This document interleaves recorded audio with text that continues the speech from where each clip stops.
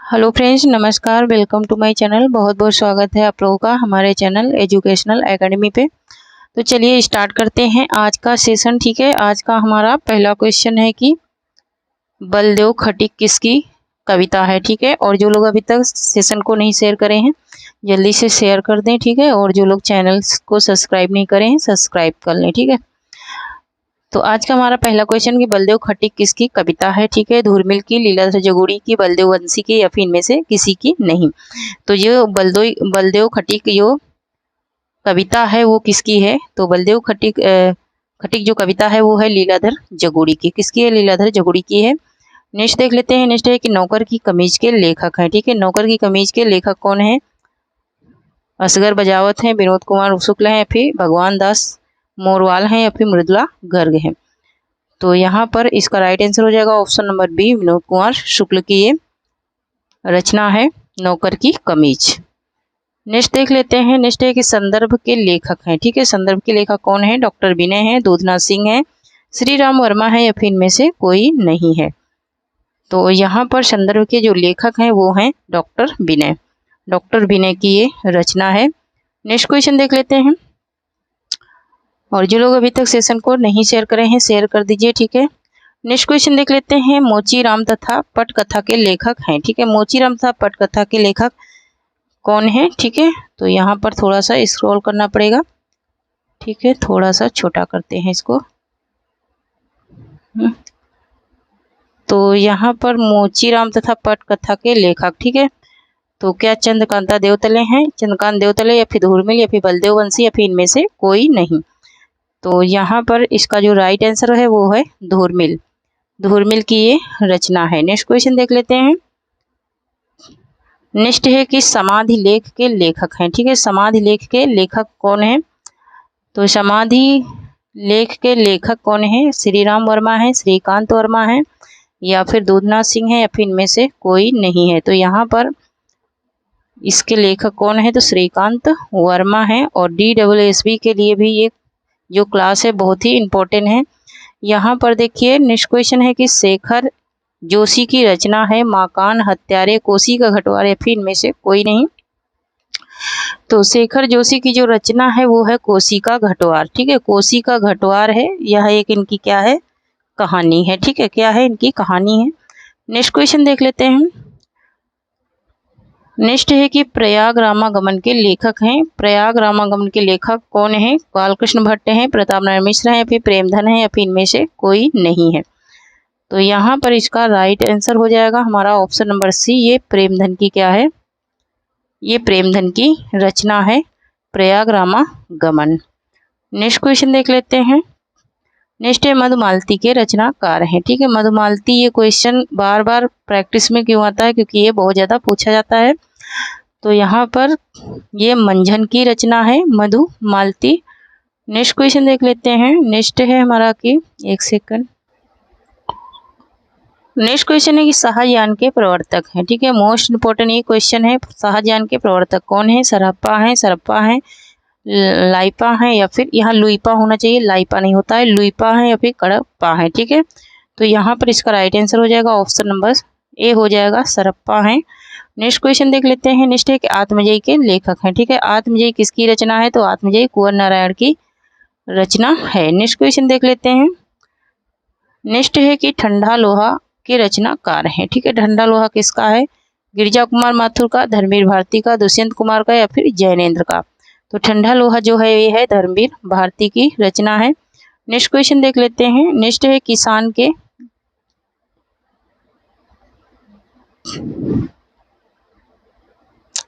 की रचनाकार है। ठीक है, किसान किसकी कृति है? मैथिली शरण गुप्त की, निराला की, हरिओध की, या फिर प्रसाद की। तो किसान जो है ये रचना किसकी है? ये है मैथिली शरण गुप्त की रचना है किसान।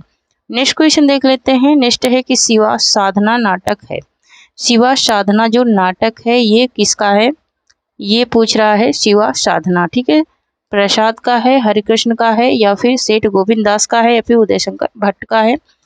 तो यहाँ पर शिवा साधना जो नाटक है ये है हरिकृष्ण प्रेमी का नाटक है। नेक्स्ट क्वेश्चन देख लेते हैं।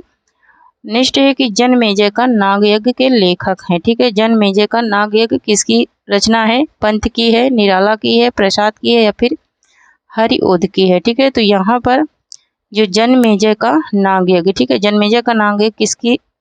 ये प्रसाद का नाटक है। नेक्स्ट क्वेश्चन देख लेते हैं। नेक्स्ट है कि गोदान उपन्यास है। ठीक है, ये गोदान उपन्यास ये किस प्रकार का उपन्यास है? ये बात पूछी जा रही है। यथार्थवादी, आदर्शोन्मुखी यथार्थवादी या फिर आदर्शवादी या फिर यथार्थोमुखी आदर्शवादी। ठीक है, तो यहाँ पर इसका जो राइट आंसर है वो हो जाएगा ऑप्शन नंबर ए, यथार्थवादी ये उपन्यास है। नेक्स्ट क्वेश्चन देख लेते हैं। नेक्स्ट है हमारा कि वैराग्य संदीपनी के रचनाकार हैं। सूरदास, रहीमदास, तुलसीदास या फिर नंददास हैं। तो यहाँ पर इसका राइट आंसर हो जाएगा ऑप्शन नंबर सी, तुलसीदास की रचना है वैराग्य संदीपनी। नेक्स्ट क्वेश्चन है अपराजिता के लेखक हैं। 2021-22 टीजीटी में ये क्वेश्चन आया है। ठीक है, 21-22 के टीजीटी में ये क्वेश्चन आया है। नरेंद्र शर्मा है, अंचल हैं या फिर दिनकर या फिर माखनलाल चतुर्वेदी हैं।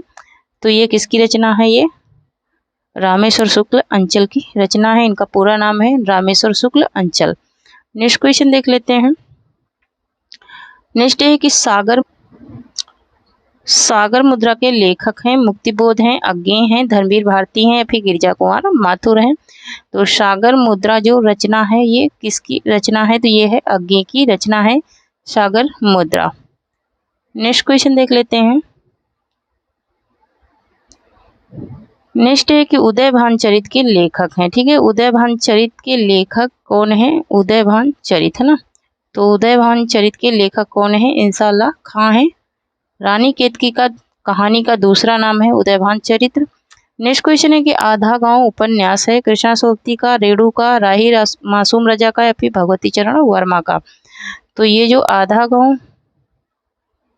जो उपन्यास है ये राही मासूम रजा का उपन्यास है। ठीक है, इसमें किस गांव का वर्णन किया गया है? कई बार मैंने बताया है, तो आप लोग कमेंट में ये बता देना।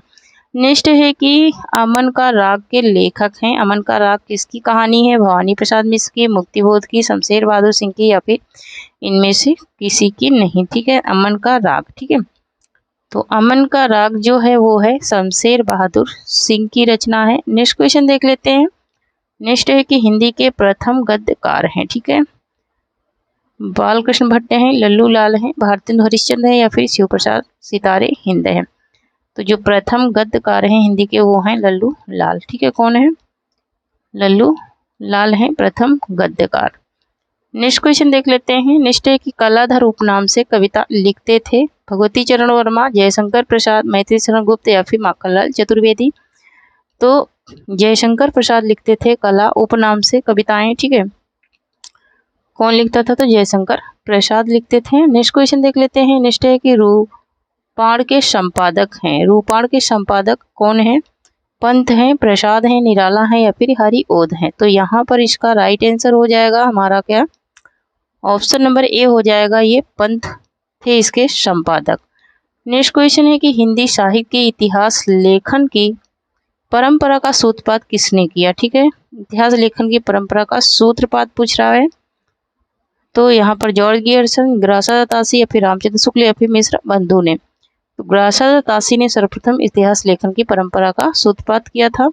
नेक्स्ट है कि माटी की मूर्ति की विधा है। माटी की मूर्ति किस विधा की रचना है? संस्मरण है, रेखा चित्र है, जीवनी है या फिर आत्मकथा है। तो माटी की मूर्ति ये रामवृक्ष बेनीपुरी की रचना है। यह क्या है? यह एक क्या है? संस्मरण है। ठीक है, नेक्स्ट क्वेश्चन देख लेते हैं। नेक्स्ट है कि हिंदी का पहला समाचार पत्र कौन सा था? पहला समाचार पत्र तो हिंदी का पहला समाचार पत्र कौन सा था? ठीक है, तो पहला समाचार पत्र था उदंत मातंग जो कि 1826 में प्रकाशित हुआ था। नेक्स्ट क्वेश्चन देख लेते हैं। नेक्स्ट है कि आचार्य रामचंद्र शुक्ल ने किसे हिंदी का पहला उपन्यास माना है? ठीक है, हिंदी का पहला उपन्यास किसको? आचार्य रामचंद्र शुक्ल ने हिंदी का जो पहला उपन्यास माना है वो माना है परीक्षा गुरु को। किसको? परीक्षा गुरु को। यहाँ देवरानी जेठानी की कहानी भी क्या है? उपन्यास है। भाग्यवती भी उपन्यास है, न्यूतन ब्रह्मचारी भी उपन्यास है। ये बालकृष्ण भट्ट का है, ये किशोरीलाल गोस्वामी का है। ठीक है, नेक्स्ट देख लेते हैं। नेक्स्ट है कि बिहारी सतसई, एक सेकंड,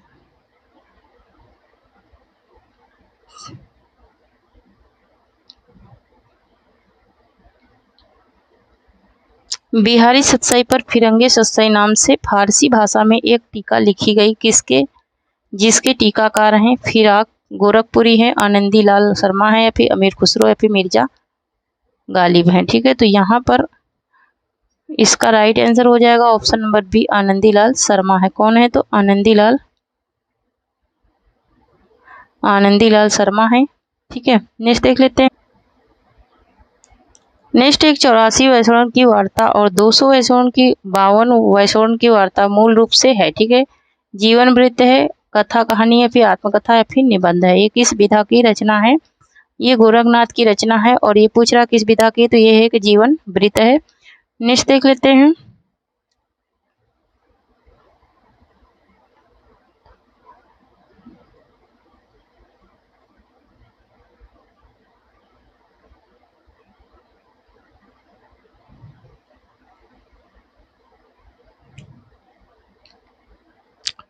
नेक्स्ट है कि महावीर प्रसाद द्विवेदी ने सरस्वती के संपादन का उत्तराधिकारी अपने पश्चात किससे सौंपा था। ठीक है, तो इन्होंने अपने बाद किसको सौंपा था, ये बात पूछी जा रही है। तो इन्होंने सौंपा था एक सेकंड, किसको सौंपा था इन्होंने, तो इन्होंने अपने बाद किसको अपनी जिम्मेदारी सौंपा था, किसकी, सरस्वती पत्रिका की, तो इन्होंने सौंपा था पंडित देवीदत्त शुक्ल के हाथों में। ठीक है, पंडित देवीदत्त शुक्ल के हाथों में इन्होंने सौंपा था। नेक्स्ट क्वेश्चन देख लेते हैं।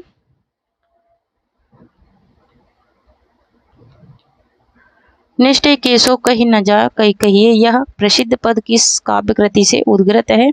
तो ये किससे उद्गृत है, ये विनय पत्रिका से उद्गृत है। ठीक है, कहाँ से, विनय पत्रिका से। नेक्स्ट क्वेश्चन देख लेते हैं। नेक्स्ट है कि कवि धूर्मिल का पूरा नाम था। तो कवि धूर्मिल का पूरा नाम क्या था, सुदामा पांडे था। नेक्स्ट क्वेश्चन देख लेते हैं। नेक्स्ट है कि इनमें से कौन ललित निबंधकार नहीं है। ठीक है, ललित निबंधकार कौन कवि नहीं है, तो यहाँ पर रामचंद्र शुक्ल जो है ये ललित निबंधकार नहीं है। नेक्स्ट क्वेश्चन देख लेते हैं। नेक्स्ट है कि तीसरी कसम फिल्म किस लेखक की कहानी पर बनाई गई। ठीक है, तीसरी कसम फिल्म किस लेखक की कहानी पर बनाई गई है, तो यहाँ पर प्रेमचंद हरिचरण रेणु, या फिर चंद्र शर्मा गुलेरी, या फिर जैनेन्द्र कुमार, है ना। तो तीसरी कसम जो फिल्म बनी थी वो बनी थी किस लेखक की, हरिचरण रेणु की कहानी पर। नेक्स्ट क्वेश्चन देख लेते हैं। नेक्स्ट है कि वामन दास इनमें से किस उपन्यास का पात्र है, मोस्ट इम्पोर्टेंट है, तो ये महिला आंचल का पात्र है। नेक्स्ट क्वेश्चन देख लेते हैं। क्या भूलूं क्या याद करूं किसकी आत्मकथा है, तो ये हरिवंश राय बच्चन की आत्मकथा है। क्या भूलूं क्या याद करूं, ये 4 भागों में। ठीक है, कितने भागों में है, 4 भागों में ये है। नेक्स्ट क्वेश्चन है कि रामधारी सिंह दिनकर को किस कृति पर ज्ञानपीठ पुरस्कार प्राप्त हुआ था। तो रामधारी सिंह दिनकर को उर्वशी पर ज्ञानपीठ पुरस्कार प्राप्त हुआ था। मैंने ज्ञानपीठ पुरस्कार की पूरी लिस्ट टेलीग्राम चैनल पे सेंड कर दी है। ठीक है, तो वहां से भी देख सकते हैं या फिर PDF डाउनलोड कर सकते हैं। नेक्स्ट है कि बालकृष्ण भट्ट की आत्मकथा है। ठीक है, बालकृष्ण भट्ट की आत्मकथा कौन सी है, तो ये एक उपन्यास, क्या है, एक उपन्यास इनकी क्या है, बालकृष्ण भट्ट की आत्मकथा है। ठीक है, नेक्स्ट क्वेश्चन है कि कवि वचन सुधा थी। कवि वचन सुधा जो थी वो क्या थी, तो कवि वचन सुधा जो थी वो थी एक पत्रिका, भारतेंदु हरिश्चंद्र की यह एक पत्रिका है। नेक्स्ट क्वेश्चन देख लेते हैं। नेक्स्ट है कि महावीर प्रसाद द्विवेदी ने सरस्वती पत्रिका का संपादन शुरू किया था। तो इन्होंने सरस्वती पत्रिका का संपादन शुरू किया था सन 1903 ईस्वी से। नेक्स्ट क्वेश्चन देख लेते हैं। नेक्स्ट है कि सूची 1 को सूची 2 को सुमेलित कीजिए और नीचे दिए गए कोट्स में से सही विकल्प चुनिए। ठीक है, तो एक तरफ लेखक है और दूसरी तरफ उनकी रचनाएं हैं, तो यहाँ पर इसको क्या करना है, सुमेल करना है। ठीक है, तो देख लेते हैं, थोड़ा सा स्क्रॉल करना ही पड़ेगा।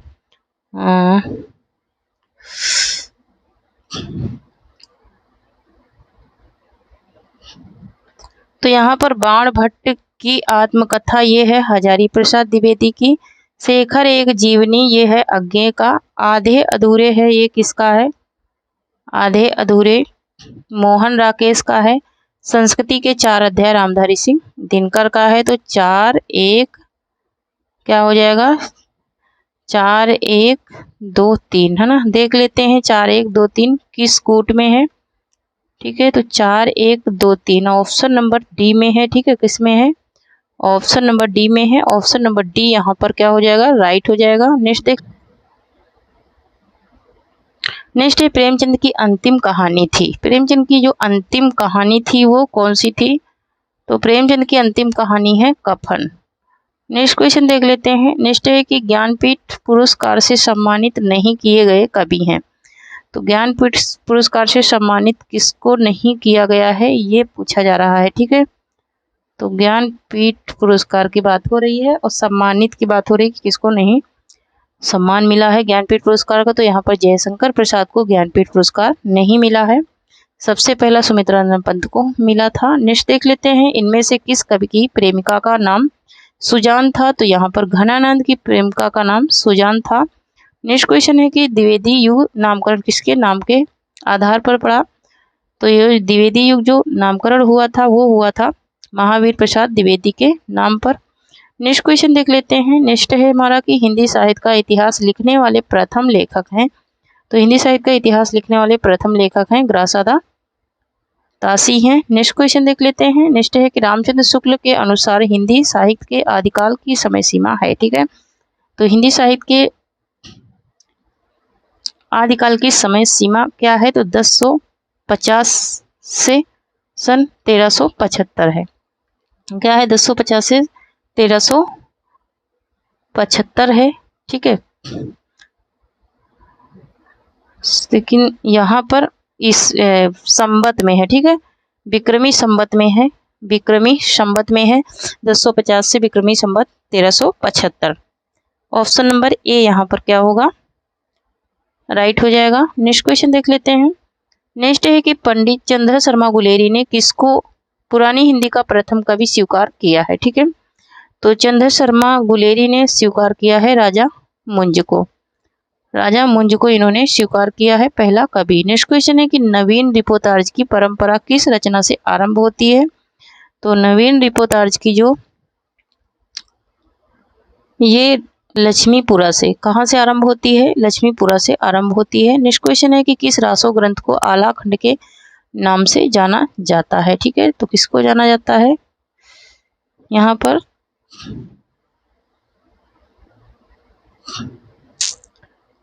पर जगनिक का परमाल रासो जो है ये आला खंड के नाम से जाना जाता है।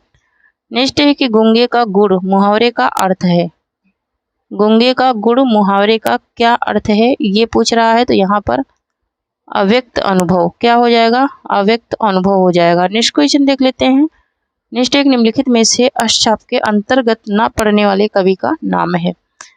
तो अष्टछाप के अंतर्गत कौन सा कवि नहीं आता है, तो यहाँ पर ऑप्शन नंबर बी राइट हो जाएगा। सुंदरदास अष्टछाप के अंतर्गत नहीं आते हैं। नेक्स्ट क्वेश्चन देख लेते हैं। नेक्स्ट है कि खड़ी बोली हिंदी का प्रथम महाकाव्य है। तो खड़ी बोली हिंदी का जो प्रथम महाकाव्य है वो है प्रिय प्रवास। नेक्स्ट क्वेश्चन देख लेते हैं। नेक्स्ट है कि किस काव्य कृति पर अज्ञेय को ज्ञानपीठ पुरस्कार प्राप्त हुआ था। ठीक है, तो इनको जो ज्ञानपीठ पुरस्कार मिला था वो किस कृति पर मिला था। ठीक है, तो यहाँ पर इनको जो ज्ञानपीठ पुरस्कार मिला है वो मिला है कितनी नावों में कितनी बार पर ज्ञानपीठ मिला है, और आंगन के पार द्वार पर क्या मिला है, साहित्य अकादमी मिला है। क्या मिला है, साहित्य अकादमी इनको मिला है। नेक्स्ट क्वेश्चन देख लेते हैं। नेक्स्ट है कि निम्नलिखित में से किस कवि ने सिर्फ अवधी भाषा में ही रचना की। ठीक है, कौन से कवि ऐसे हैं जिसने अवधी भाषा में ही रचना की, तो जैसी ऐसे कवि हैं जिन्होंने अवधि में ही रचना की है। नेक्स्ट है कि अधिकांश साहित्यकारों के अनुसार हिंदी के प्रथम कवि हैं। तो ज़्यादातर कवियों ने किसको माना है हिंदी का प्रथम कवि, ठीक है। तो सरहद पाद को ही माना है, सबसे ज़्यादा सरप्पा को ही माना गया है हिंदी का प्रथम कवि। नेक्स्ट क्वेश्चन देख लेते हैं। नेक्स्ट है खड़ी बोली हिंदी में सर्वप्रथम रचना करने वाले कवि का नाम है, ठीक है। तो हिंदी खड़ी बोली में सबसे पहले रचना किसने की थी? अमीर खुसरो ने किया था सबसे पहले रचना। नेक्स्ट क्वेश्चन देख लेते हैं। नेक्स्ट है कि जब उपमेय में उपमान की संभावना प्रकट की जाए तब होता है। तो उपमेय में जब उपमान की संभावना प्रकट की जाती है तो उत्प्रेक्षा अलंकार होता है। नेक्स्ट क्वेश्चन देख लेते हैं कि प्रत्येक में 4 शब्द दिए गए हैं, जिनमें से 3 अनेकार्थी शब्द की श्रेणी में आते हैं। जो शब्द इस श्रेणी में नहीं आता है वही आपका उत्तर है ना। तो यहाँ पर इसका उत्तर छांटना है। तो यहाँ पर जो है अनेकार्थी शब्द दिया है, तो यहाँ पर ब्राह्मण जो है ये अनेकार्थी शब्द में नहीं आएगा। नेक्स्ट क्वेश्चन देख लेते हैं। नेक्स्ट है कि इस प्रश्न में एक वाक्य दिया गया है जिसमें त्रुटि है। इसके नीचे 4 विकल्प दिए गए हैं जिसमें एक सही है। सही विकल्प चुनिए, है ना। तो एक वाक्य दिया गया है उसमें एक अशुद्ध है, उसको सही चुनना है, ठीक है। तो यहाँ पर जो मिठाइयाँ पसंद हो आप खा लो ना। तो यहाँ पर देखते हैं कौन सा वाक्य क्या है, अशुद्ध है, ठीक है।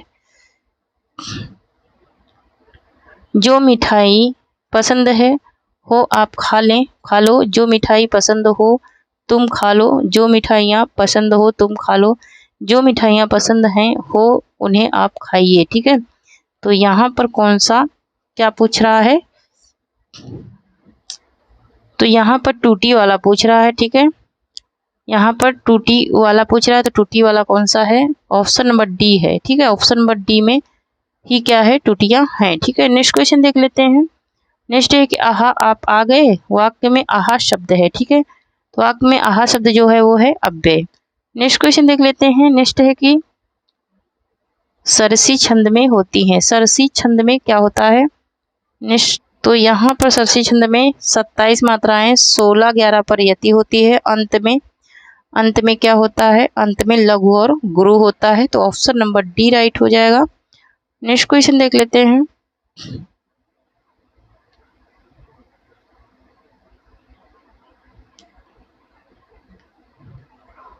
नेक्स्ट एक उत्तर प्रदेश सरकार द्वारा सन 1947 ईस्वी में गठित देवनागरी लिपि सुधार समिति के अध्यक्ष थे। तो सुधार समिति के जो अध्यक्ष थे वो कौन थे? तो वो थे आचार्य नारेंद्र देव थे। नेक्स्ट क्वेश्चन देख लेते हैं। नेक्स्ट है भूतकाल के कितने भेद हैं, ठीक है। तो भूतकाल के टोटल कितने भेद हैं? तो यहाँ पर 6 भेद हैं भूतकाल के टोटल, ठीक है। नेक्स्ट क्वेश्चन देख लेते हैं। नेक्स्ट है घर से आपका घर 5 किलोमीटर दूर है, मेरे घर से आपका घर 5 किलोमीटर दूर है। इस वाक्य में घर से में कौन सा कारक है, ठीक है। कह रहा कि घर से में कौन सा कारक है? तो यहाँ पर अपादान कारक है, क्योंकि वो दूर है, दूर मतलब कि अलग है, इसलिए अपादान कारक हो जाएगा। नेक्स्ट है कि निम्नांकित वाक्यों में क्रिया विशेषण युक्त वाक्य कौन सा है, ठीक है।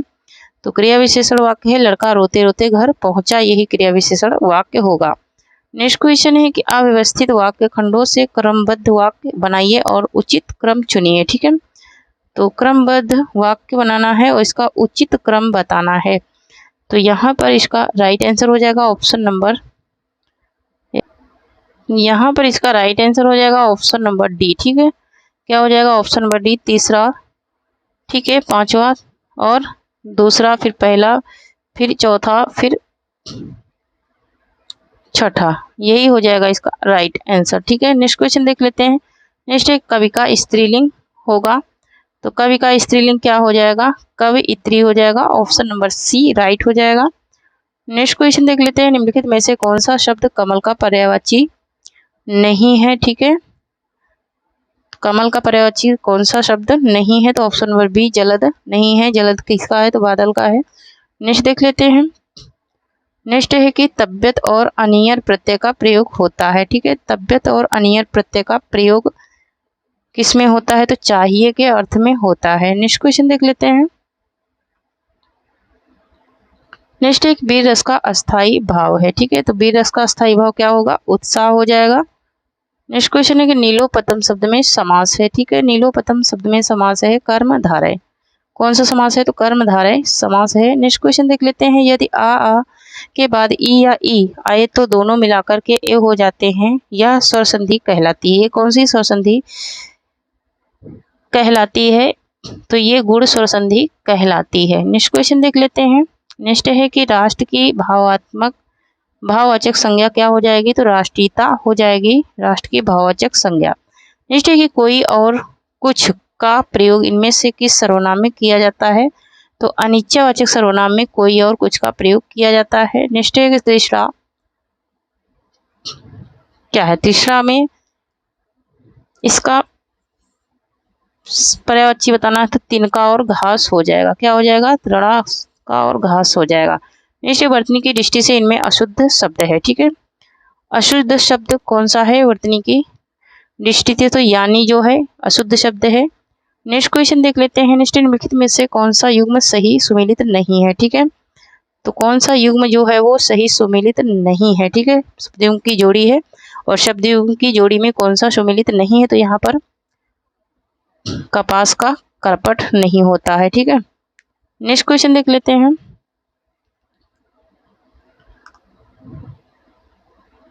नेक्स्ट निम्नलिखित में से किस शब्द में उपसर्ग है, ठीक है। तो यहाँ पर पराजय में उपसर्ग लगा है, पर उपसर्ग लगा है। नेक्स्ट क्वेश्चन देख लेते हैं। मति शब्द के षष्ठी एक वचन का रूप है, ठीक है। तो मति शब्द बहुत ज्यादा पूछा जाता है, ठीक है। तो मति शब्द का क्या हो जाएगा? मत्या हो जाएगा। क्या हो जाएगा? मत्या हो जाएगा। नेक्स्ट क्वेश्चन देख लेते हैं। नेक्स्ट है कि निम्नलिखित में से कौन सा वाक्य कर्मवाच का उदाहरण है, ठीक है। कर्मवाच का उदाहरण है कौन सा वाच्य, ठीक है। तो यहाँ पर इसका राइट आंसर हो जाएगा ऑप्शन नंबर ए, शीला से पढ़ा नहीं, शीला से पढ़ा भी नहीं जाता, नहीं ये नहीं होगा। यहाँ पर कर्मवाच्य पूछ रहा है, ठीक है। शीला से हंसा भी नहीं जाता, शीला से चला भी नहीं जाता, शीला से हिला भी नहीं जाता, ठीक है। तो यहाँ पर हाँ, यहाँ भी लग गया ना, तो से और भी है ना, तो शीला से पढ़ा नहीं जाता यही होगा, ठीक है। कर्मवाच्य यही होगा, ठीक है। नेक्स्ट क्वेश्चन देख लेते हैं। नेक्स्ट है जो पहले कभी ना हुआ हो वाक्यांश के लिए प्रयुक्त शुद्ध एक शब्द है, ठीक है। जो पहले कभी ना हुआ हो तो वो क्या हो जाएगा? अद्वितीय हो जाएगा, ठीक है। क्या हो जाएगा? जो पहले कभी ना हुआ हो पूछ रहा है ना, तो ये अभूतपूर्व हो जाएगा। क्या हो जाएगा? अभूतपूर्व हो जाएगा, ठीक है। नेक्स्ट क्वेश्चन देख लेते हैं। नेक्स्ट है कि नीचे दिए गए वाक्य में रिक्त स्थानों के लिए उपयुक्त शब्द चुनिए। स्वतंत्रता संग्राम में गांधी जी ने कई बार क्या किया, है ना। तो यहाँ पर क्या भरा जाएगा? गांधी जी ने कई बार क्या किया। तो यहाँ पर क्या किया उन्होंने? आमरण अनशन किया था। उन्होंने आमरण अनशन किया था, मतलब कि भूख हड़ताल किया था। नेक्स्ट है कि काला घोड़ा दौड़ता है क्रिया विशेषण है, ठीक है। ये कौन सा क्रिया विशेषण है? तो यहाँ पर काला जो है वो क्या है? क्रिया और विशेषण दोनों है, ठीक है। नेक्स्ट क्वेश्चन है कि मूक का विलोम होगा, तो मूक का विलोम क्या हो जाएगा? वाचाल हो जाएगा। नेक्स्ट क्वेश्चन है कि सुख दुख के बीच लगने वाला चिन्ह है, ठीक है। तो सुख दुख के बीच जो चिन्ह लगता है वो चिन्ह लगता है कौन सा? वो योजक चिन्ह लगता है, ठीक है। कौन सा? योजक चिन्ह लगता है। नेक्स्ट क्वेश्चन है प्रसन्नता शब्द में कौन सी ध्वनि है? तो प्रसन्नता शब्द में युग्मक ध्वनि है। कौन सी ध्वनि है? तो युग्मक ध्वनि है। नेक्स्ट क्वेश्चन है कि योगदान में कौन सा समास है? तो योगदान, है ना। योगदान की बात हो रही है कि योगदान में कौन सा समास है? तत्पुरुष समास है, योग के लिए दान, है ना। नेक्स्ट क्वेश्चन देख लेते हैं। उच्चवास का सही संधि विच्छेद है, ठीक है। उच्च का क्या हो जाएगा? उत्धन, ये नहीं होगा, ये होगा ऑप्शन नंबर सी होगा, उत्धन श्वास हो जाएगा। क्या हो जाएगा? उत्धन श्वास हो जाएगा। नेक्स्ट क्वेश्चन देख लेते हैं। नेक्स्ट है कि जो हर समय अपना मतलब साधता हो उसे क्या कहा जाता है। ठीक है, तो जो हर समय अपने ही मतलब में रहता है वो स्वार्थी कहलाता है। नेक्स्ट क्वेश्चन देख लेते हैं। बहिर्मुखी शब्द में कौन सा उपसर्ग है। तो बहिर्मुखी जो शब्द है उसमें बहिर उपसर्ग लगा है। नेक्स्ट क्वेश्चन है। निम्न में से कौन सा वाक्य मिश्र वाक्य का नहीं है। ठीक है, कौन सा वाक्य है जो मिश्र वाक्य का उदाहरण नहीं है। तो एक विज्ञान गोष्ठी हुई जिसमें अनेक वक्ता बोले। ठीक है, तो यहाँ पर ऑप्शन नंबर बी जो है वह परिश्रमी ही नहीं वरना ईमानदार भी है। ये मिश्र वाक्य नहीं है क्योंकि यहाँ वरना लगा है, वरना से संयुक्त वाक्य हो जाएगा। नेक्स्ट क्वेश्चन देख लेते हैं।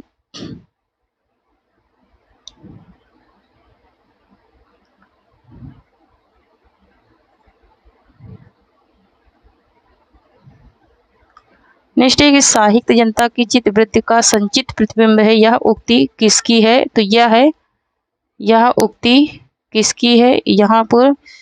तो यह है रामचंद्र शुक्ल की उक्ति।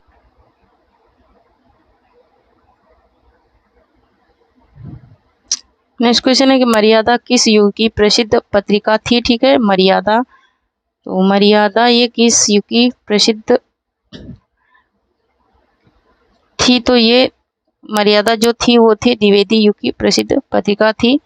नेक्स्ट क्वेश्चन देख लेते हैं। निम्नलिखित काव्य पंक्तियों को उसके रचनाकारों के साथ सुमेलित करना है। ठीक है, एक तरफ इनकी पंक्तियां हैं, दूसरी तरफ क्या है, रचनाकार हैं। तो यहाँ पर देख लेते हैं। यहाँ पर भक्त ही ज्ञान नाही, है ना। तो ये है तुलसी दास की हम राज्य के लिए मरते हैं। ये है मैथिली शरण गुप्त का। उसके बाद ये उपमान मैले हो गए। ये है किसका, ये है बिहारी का, ये है अज्ञे का। और बतरस लालत लाल की मुरलीधरे लुका, ये है बिहारी का। ठीक है, तो यहाँ पर देख लेते हैं कौन सा कोट राइट हो जाएगा। तो यहाँ पर ऑप्शन नंबर सी राइट हो जाएगा। 4 3 1 2। ठीक है, नेक्स्ट क्वेश्चन है हमारा कि यहाँ शब्द विलोम का बताना है। तो शब्द विलोम में यहाँ पर कृतज्ञ का विलोम क्या हो जाएगा। तो कृतज्ञ का विलोम हो जाएगा कृतिधन, है ना। संकीर्ण का क्या हो जाएगा। तो संकीर्ण का विलोम हो जाएगा, संकीर्ण का हो जाएगा विकीर्ण। क्या हो जाएगा, विकीर्ण हो जाएगा। नेक्स्ट है यहाँ पर पर्यायवाची बताना है। तो पर्यायवाची मृगधर, मृगधर मतलब क्या होता है, हिरण, है ना। तो यहाँ पर क्या हो जाएगा, शिव हो जाएगा। और पराग का क्या हो जाएगा। तो पराग का हो जाएगा सुगंध, सुगंध हो जाएगा पराग का। तो थैंक यू फ्रेंड्स, आज के लिए इतना ही। तब तक के लिए जय हिंद, जय भारत। और जो लोग टेलीग्राम चैनल से नहीं जुड़े हैं जुड़ जाएं, वहां से PDF आप लोग डाउनलोड कर सकते हैं।